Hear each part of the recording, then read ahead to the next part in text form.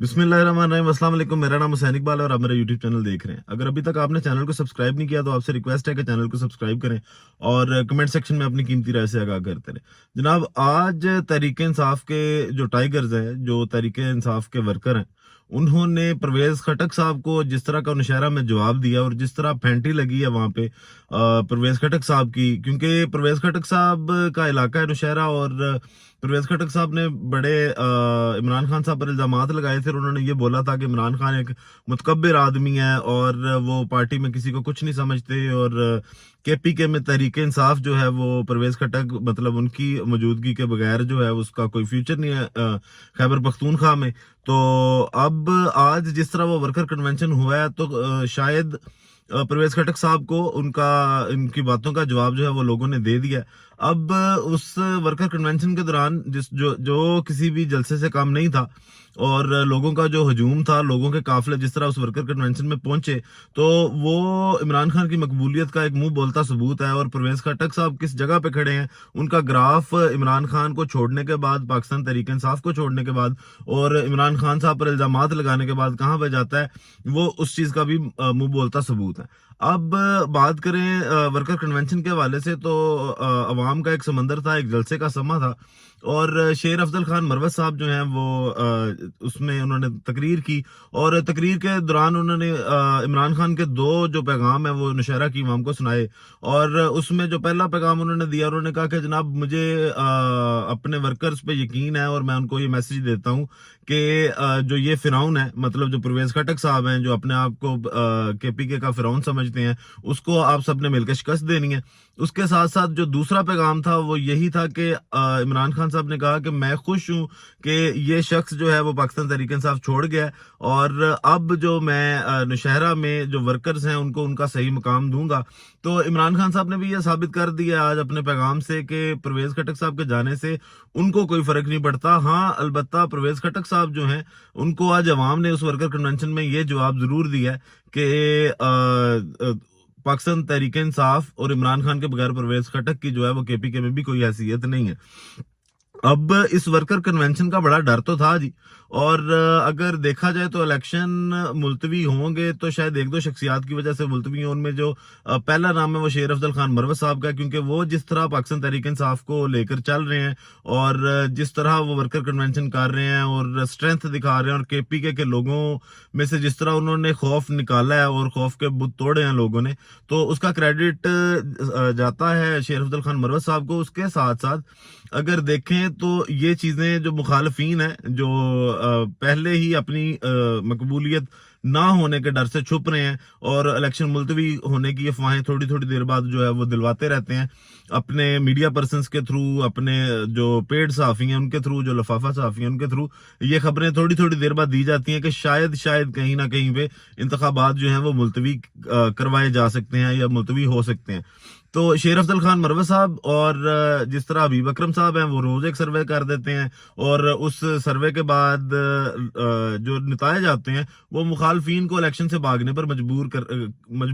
करते जा रहे हैं। और हो सकता है कि अगर ग्राफ मकबूलियत के इसी तरह रहे तो पाकिस्तान तहरीक इंसाफ के अलावा कोई भी पार्टी जो है वो इलेक्शन में ना जाना चाहे।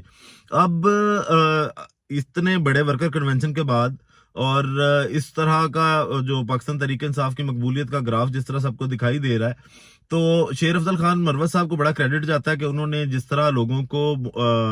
लोगों में गर्मजोशी पैदा की और पाकिस्तान तहरीक इंसाफ के लोगों को बाहर निकाला, तो उनको उनकी गिरफ्तारी की खबरें आई और इस चीज की तस्दीक भी की गई पाकिस्तान तहरीक इंसाफ की जानिब से कि शेर अफजल मरवत साहब को जो नौशहरा वर्कर कन्वेंशन था उसके बाद गिरफ्तार कर लिया गया और चंद घंटे की गिरफ्तारी के बाद ये उनकी रिहाई हो गई और अब उनको महफूज मकाम तक जो है मुंतकिल कर दिया गया। और इस वक्त शेर अफजल खान मरवत साहब जो हैं वो महफूज मुकाम पर हैं और सेफ हैं। अब मामला कुछ यूं है कि अगर एक साइड पे देखा जाए कि वर्कर कन्वेंशंस हो रहे हैं, पाकिस्तान मुस्लिम लीग नून के भी हो रहे हैं और केपीके में ही, اس سے پہلے پیپل پارٹی بھی جو ہے وہ ورکر کنونشن کر کے گئی ہے، بلاول بھٹو صاحب نے خوب کمپین چلائی اپنی وہاں پہ انتخابات کی، اور اب اگر پی ٹی آئی وہاں پہ جو بھی ورکر کنونشن کرتی ہے وہاں پہ یا تو پولیس کا کریک ڈاؤن ہوتا ہے یا ان پر ایف آئی آر کاٹی جاتی ہیں، اور جو سیکشن 144 ہے دفعہ 144 اس کا نفاذ جو ہے وہ استعمال کیا جاتا ہے صرف پاکستان تحریک انصاف کے خلاف۔ آج بھی ایک بزدلی کی علامت تھی شیر افضل خان مروت، جو عمران خان ابھی دیکھیں جیل میں ہے، جو ان کے لیول کے لیڈر بھی نہیں ہے، ان کا اتنا ڈر ہے کہ ان کو بھی گرفتار کیا جا رہا ہے، تو ان کے پاس شاید گرفتاریوں کے علاوہ کوئی حل نہیں ہے کہ یہ گرفتار کر لیں یا اس کے یا تشدد کریں یا غائب کر لیں یا اغوا کر لیا جائے۔ تو یہ ہتھکنڈے استعمال کیے جا رہے ہیں، اب اس میں اداروں کو بھی استعمال کیا جا رہا ہے کہ گرفتاری ڈال دی جاتی ہے یا غائب کر دیا جاتا ہے۔ تو لیول پلینگ فیلڈ کا رونا جو سارے رو رہے ہیں، تو بیسیکلی تو تحریک انصاف کا یہ جائز خدشہ ہے کہ لیول پلینگ فیلڈ جو ہے وہ نہیں دی جا رہی۔ اب کل گجرات میں جس طرح پاکستان مسلم لیگ نون نے ورکر کنونشن کرنا ہے اور مریم نواز وہ ورکر کنونشن آرگنائز کر رہی ہیں، تو وہاں پہ تو کوئی کسی کو نہیں روک رہا، نہ کوئی کریک ڈاؤن ہو رہے ہیں، اور کے پی کے میں بھی جیسے باقی تمام پارٹیز کر کے آ چکی ہیں ورکر کنونشن اور کر رہی ہیں، تو سوائے تحریک انصاف کے کسی کو نہیں روکا جا رہا۔ اب جناب بات کرتے ہیں مسلم لیگ نون کی، تو مسلم لیگ نون ایک تو کل ورکر کنونشن کرنے جا رہی ہے، اس کے ساتھ ساتھ آج رانا ثناءاللہ صاحب نے ایک میڈیا سے گفتگو کرتے ہوئے ایک دعویٰ کیا کہ ہم جو ہے وہ پنجاب میں کسی سے اتحاد نہیں کریں گے، حالانکہ خبریں اس کے برعکس ہیں۔ اور ساتھ ہی آج ایک خبر آتی ہے، وہ خبر یہ ہوتی ہے کہ جناب جو استحکام پاکستان پارٹی ہے وہ اتحاد کرنے جا رہی ہے، سیٹ ایڈجسٹمنٹ ہوگی، شہباز شریف صاحب سے ملاقات ہوتی ہے جہانگیر ترین کی، اور خواجہ اساد رفیق کے گھر میں بھی ملاقات ہوتی ہے، اور اس میں سیٹ ایڈجسٹمنٹ پہ معاملہ طے کیے جاتے ہیں۔ ہاں، ابھی شہباز شریف صاحب کی جانب سے یہ کہا گیا ہے، جو سپر لاڈلے ہیں نواز شریف صاحب، ان کی منظوری کے بعد جو ہے وہ اس چیز کا فیصلہ ہوگا کہ پاکستان مسلم لیگ نون جو ہے وہ استحکام پاکستان پارٹی کے ساتھ کرنے جا رہی ہے اتحاد یا نہیں کرنے جا رہی ہے، سیٹ ایڈجسٹمنٹ ہوگی یا نہیں ہوگی۔ اس سے چند دن پہلے کی خبریں یہ بھی تھیں کہ یہ گجرات میں گئے، چودھری شجاعت سے ملاقات کی، اور جو پاکستان مسلم لیگ نون اور کاف لیگ جو ہے وہ قومی اسمبلی اور صوبائی اسمبلی کی نشستوں پر کاف لیگ کے ساتھ بھی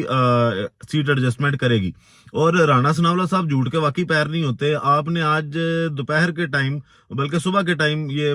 بیان دیا کہ آپ پنجاب میں کسی کے ساتھ اتحاد نہیں کریں گے اور اپنے ہی امیدوار کھڑے کریں گے جو اسٹرانگ امیدوار ہیں۔ اور اس کے بعد جو ملاقات ہوئی شہباز شریف صاحب کے ساتھ جہانگیر ترین گروپ کی اور جہانگیر ترین کی اور استحکام پاکستان پارٹی کا وفد جو ماڈل ٹاؤن میں گیا، تو اس ملاقات میں آپ بھی بیٹھے ہوئے تھے، وہ جو تصویریں آئیں ملاقات کی اس میں آپ صاف نظر آ رہے ہیں۔ تو جھوٹ کون سا ہے؟ یا باقی پارٹیز کو صرف جو ہے وہ لارا لگا رہے ہیں اور صرف دیکھنا چاہ رہے ہیں کہ انتخابات میں اگر آپ کی مقبولیت بن گئی تو ٹھیک ہے، نہ بنی تو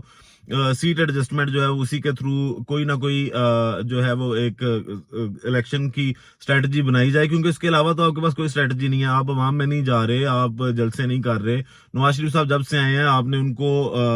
بند کر رکھا ہوا ہے، بڑا سنبھال کے رکھا ہوا ہے، پتہ نہیں کب آپ نواز شریف صاحب کے سر پر بھی کمپین کریں گے، کیونکہ پہلے یہی کہا جاتا تھا، نون لیگ کی جانب سے یہی تاثر دیا جاتا تھا کہ جناب جب میاں صاحب آئیں گے تو لوگوں کا جوش و ولولہ بڑھ جائے گا اور مسلم لیگ نون کا ووٹر جو اس ٹائم چھپا ہوا ہے وہ کہیں سے باہر نکل آئے گا، لیکن آپ نے میاں صاحب کو باہر نہیں نکالا تو ووٹر کہاں سے نکل آئے گا؟ تو آپ کو کم از کم اس چیز کا خیال رکھنا چاہیے کہ آپ اگر ٹی وی پہ آ کر کوئی بات کرتے ہیں